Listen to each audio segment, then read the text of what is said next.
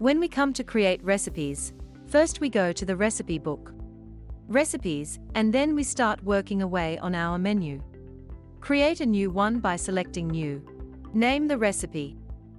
And then we start by entering the sub-recipes that are included within this menu item.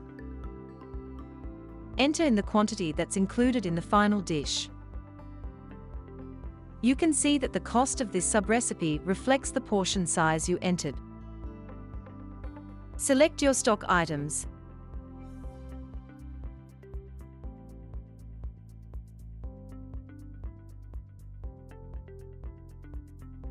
And then we just enter the weight. And you can see that it calculates the cost per portion. Jump across to the costing section to confirm that it is a one each complete dish, and then we simply just enter the selling price. This will then tell us what the food cost is for that dish, if we sell it for $20.